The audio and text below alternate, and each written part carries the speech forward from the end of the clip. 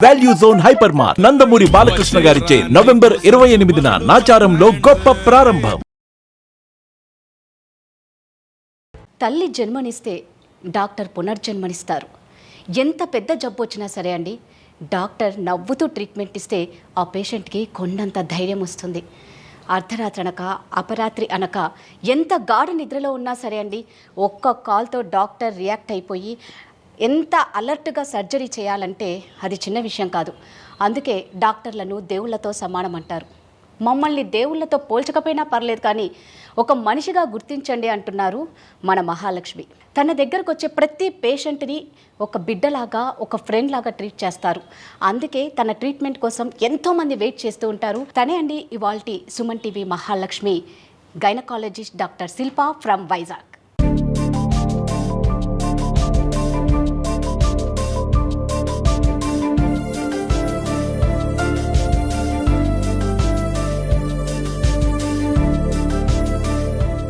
నమస్తే అండి. నమస్తే శిల్ప గారు, నేను ఆల్రెడీ ఈ మహాలక్ష్మి గురించి నేను చెప్పా. అంటే మీ లైఫ్ అంతా చాలా కూల్గా వెళ్తుంది, ఆడుతూ పాడుతూ. అంటే ఏ బాధలు వచ్చినా మీరు తట్టుకోగలుగుతారు కాబట్టి ఈరోజు ఇంత హ్యాపీగా నాకేమీ లేవు అని కూల్గా ఉండగలుగుతున్నారు. ఫస్ట్ శిల్ప గారి బాల్యం గురించి తెలుసుకోవాలని ఉంది. ఇంత హ్యాపీగా లైఫ్ని ఎంజాయ్ చేస్తున్నారు కాబట్టి. హ్యాపీనెస్ అన్నది ఒక మనిషి పర్స్పెక్టివ్. ఒకళ్ళు ఇంత ప్రాబ్లంకే చాలా పెద్ద ప్రాబ్లం ఉంది అనుకోవచ్చు, ఒకళ్ళు పెద్ద ప్రాబ్లంని కూడా నాకు ఏ ప్రాబ్లం లేదు అనుకోవచ్చు. సో ఎప్పుడు కూడా ఒక మనిషి 100% హ్యాపీగా ఉంటారని కాదు, ఎప్పుడు కూడా సాడ్గా ఉంటారని కాదు. మనం మన లైఫ్లో ఎదురైన సిచ్యుయేషన్స్ని ఎలా హ్యాండిల్ చేస్తాము అన్న దాని మీద డిపెండ్ అవుతుంది. మీరు చెప్పినట్టే I'm very fortunate to have a beautiful family. అమ్మ, నాన్న, తమ్ముడు, ఇప్పుడు హస్బెండ్, ఇన్లాస్ అందరూ చాలా బాగా చూసుకునేవాళ్ళే. అలా అని లైఫ్లో ఎప్పుడు కష్టాలు లేవు అని కూడా కాదు. మా చిన్నప్పుడు పల్లెటూరులో పెరిగాను. 7 కజిన్స్ అందరం ఉండేవాళ్ళం కలిసి.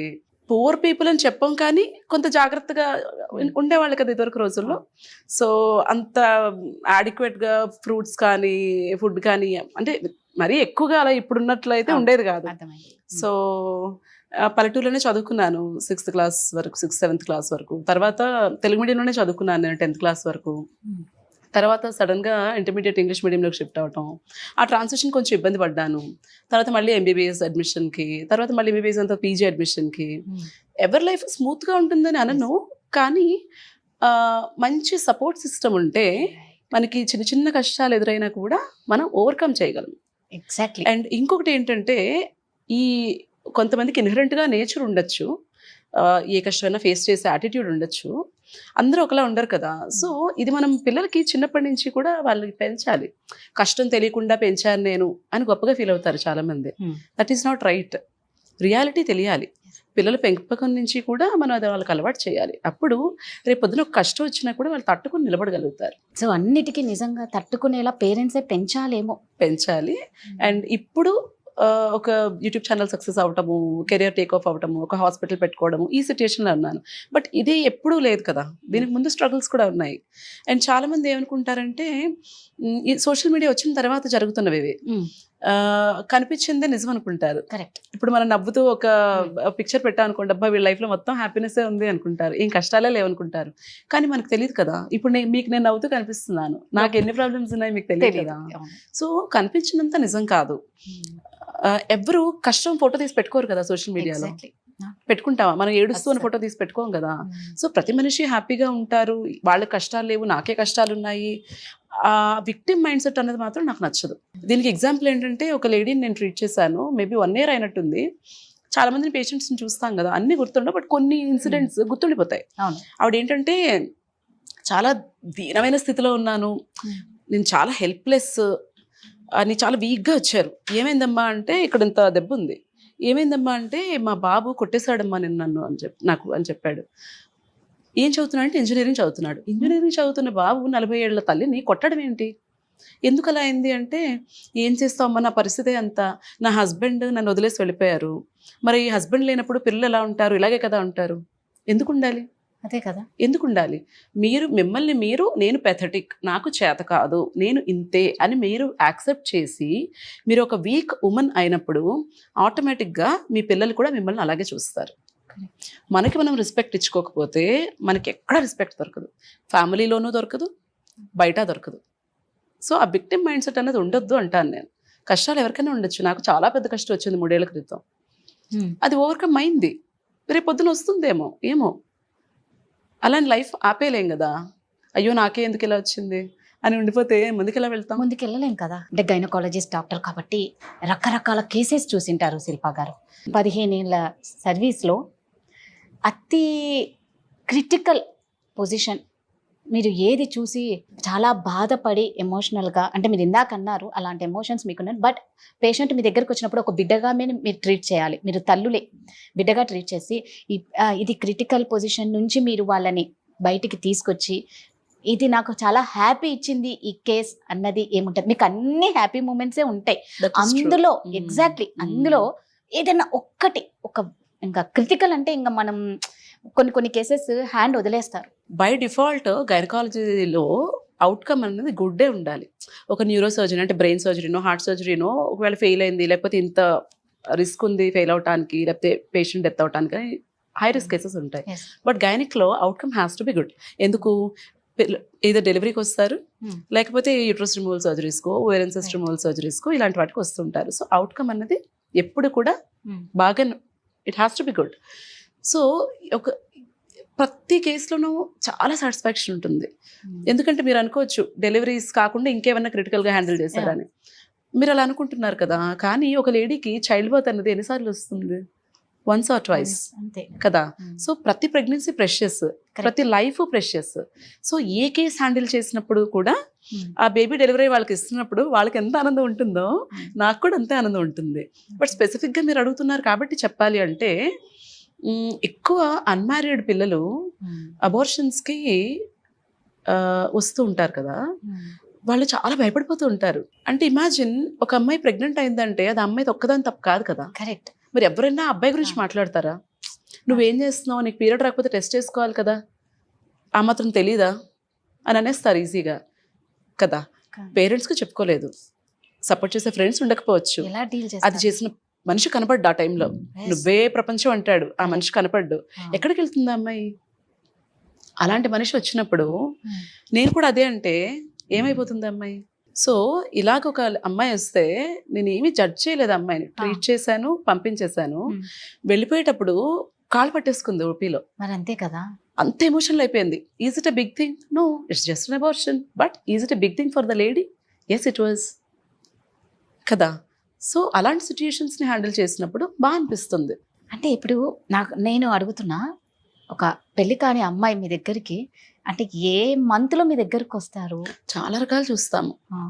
7th మంత్లో కూడా వస్తారు. 7th మంత్లో 8th మంత్లో వచ్చిన వాళ్ళు కూడా ఉన్నారు. అంటే వాళ్ళకు తెలియదు అంతవరకు, అది ఎలా తెలియకుండా ఐడెంటిఫై చేయకుండా, అంటే అది అంత ఈజీ. ఇప్పుడు 1 మంత్ డేట్ రాలేదు అన్నప్పుడే, అంటే పీసీఓడి ప్రాబ్లం అది ఉంటుంది కదా కొంతమందికి, వాళ్ళకి ఇర్రెగ్యులర్ సైకిల్స్ వస్తాయి. వాళ్ళకి 3 monthsకో 4 monthsకో పీరియడ్ రావటం అన్నది వాళ్ళకి నార్మల్ ప్యాటర్న్. అలా అనుకుని వాళ్ళు రారు. కొంతమంది ఏమనుకుంటారు, బేసిక్గా అంత నోటీస్ చేసుకోరు బాడీలో ఏ చేంజెస్. పొట్ట ఏమైనా పెరుగుతూ ఉంటే యాసిడిటీ ఉందని, గ్యాస్ ఉందని, లేకపోతే తింటున్నాను కదా లావ్ అయిపోయానని ఇలా అనుకునే వాళ్ళు కూడా ఉంటారు. 3వ కేటగిరీ, కాండమ్ ఏదో వాడేసి అబ్బా నేను ప్రొటెక్షన్ వాడేసాను, నాకు అసలు ప్రెగ్నెన్సీయే రాదు అనుకునే వాళ్ళు కూడా ఉంటారు. అంటే కాండమ్ వాడినా కూడా ప్రెగ్నెంట్ అయ్యే ఛాన్స్ ఉంది. చాలా 14 to 15% ఫెయిల్యూర్ రేట్ ఉంటుంది కాండమ్కి. ఇదంతా కొంత అవేర్నెస్ లేకపోవటం వల్ల. అండ్ చదువుకునే వాళ్ళు కూడా వస్తారు. ఈవెన్ నర్సెస్ కూడా కొంతమంది 5th month 6th month detect అయ్యి వస్తారు. నర్సెస్ కూడా ఇట్స్ జస్ట్ బ్యాడ్ లక్. అంటే ఒకటి అవేర్నెస్ లేకపోవటం, అండ్ సెక్స్ ఎడ్యుకేషన్ కూడా లేదు కదా, అంత ప్రివలెన్స్ లేదు కదా మన దగ్గర. ఇంట్లో వాళ్ళు మాట్లాడరు, వీళ్ళేమో డాక్టర్ దగ్గరికి వెళ్ళి ఏదైనా తెలుసుకుందామని అనుకోరు. ఆ అబ్బాయికి నాలెడ్జ్ ఉండదు, అమ్మాయికి నాలెడ్జ్ ఉండదు. కాకపోతే అన్ఫార్చునేట్లీ సఫర్ అయ్యేది అమ్మాయే కదా. సో ఇలాంటి కారణాలు చాలా ఉంటాయి. కొంతమంది అమ్మాయిలు, పెళ్లి కాని అమ్మాయిలు, వాళ్ళకి తెలియకుండా ఏ 7th మంత్లోనో 8th మంత్లోనో వస్తే అప్పుడు వాళ్ళు ఏం చేయనీకి లేదు, ఏమి చెయ్యలేరు, లీగల్గా కూడా ఏమి చెయ్యకూడదు. She has to continue the pregnancy till term వరకు కంటిన్యూ చేసి డెలివర్ చేయాలి బేబీని. అది ఎలా మరి? మీరు తల్లికి ఎలా అంటున్నారు మరి బిడ్డకి? బిడ్డ ఏం తప్పు చేసింది? డెలివరీ అయిన తర్వాత ఏంటి అమ్మాయి బిడ్డ ఏం తప్పు పరిస్థితి? చేసింది? 7th Correct. మంత్ లో 8th మంత్ లో మీరు ఎలాగో టెర్మినేట్ చేసేసుకుందాం అనుకుంటారు? అప్పటి వరకు అసలు అన్వాంటెడ్ ప్రెగ్నెన్సీ రాకుండా చూసుకోవడం మీ Exactly. రెస్పాన్సిబిలిటీ. అక్కడ తప్పు చేశారు. ఎర్లీగా డిటెక్ట్ చేసుకోకపోవడం ఇంకొక తప్పు. Correct. మీరు డిటెక్ట్ చేసిన తర్వాత మీ స్వార్థం కోసం 7th మంత్ లో 8th మంత్ లో డెలివరీ చేసేసి పడేస్తాను అంటే అమ్మో, అది- దట్ ఈస్ నాట్ రైట్. అందుకనే అంటాను అవేర్నెస్ ఉండాలి అని. నా యూట్యూబ్ ఛానల్ స్టార్ట్ చేయడం వెనక రీజన్ కూడా అదే. సో శిల్పా గారు, మామూలుగా మన ఆడవాళ్ళకి ఏంటంటే ఏదన్నా పండగ వస్తుంది, ఎక్కడికైనా ఊరికి వెళ్ళాలి, లేకపోతే మాకు నాకు తొందరగా అర్థమైపోయింది మీరు ఏమడుతున్నారు. ఆ పిల్స్ ఒకటి యూజ్ చేస్తాం హెల్త్ వైజ్ ఎంత తొందరగా effect పీరియడ్ పడుతుంది. వద్దు అని. వద్దు అనేసి ఆ డేట్ ని డిలే చేయాలి. మనకి ఇష్టం వచ్చినప్పుడు డేట్ రావాలి, దాని ఇష్టం వచ్చినప్పుడు మనం ఉండొద్దు. So Yeah. అలాంటప్పుడు ఎలాంటి ప్రాబ్లమ్స్ ఫేస్ చేస్తారు అమ్మాయిలు? పీరియడ్ అనేది కూడా నార్మలే కదా.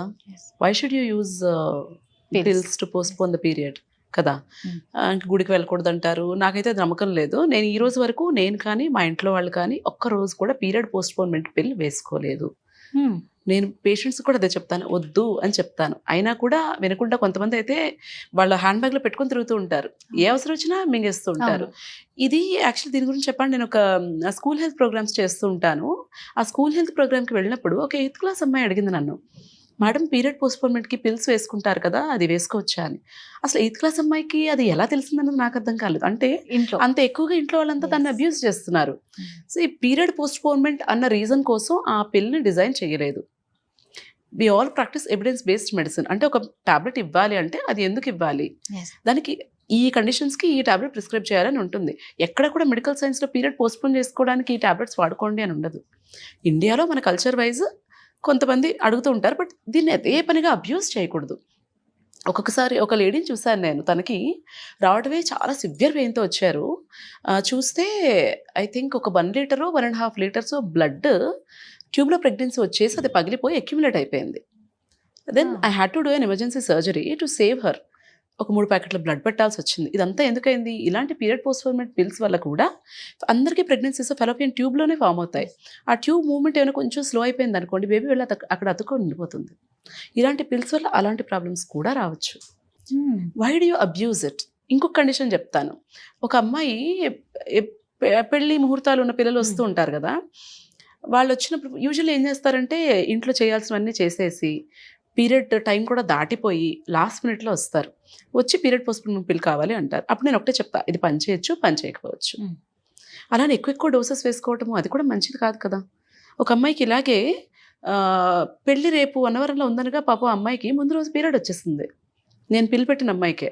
ఓకే, రావచ్చు, రాకుండా ఆపలేం కదా. If you come late are if the dose is not adequate, అది రావచ్చు. బికాస్ దట్ పిల్ is not design to do that.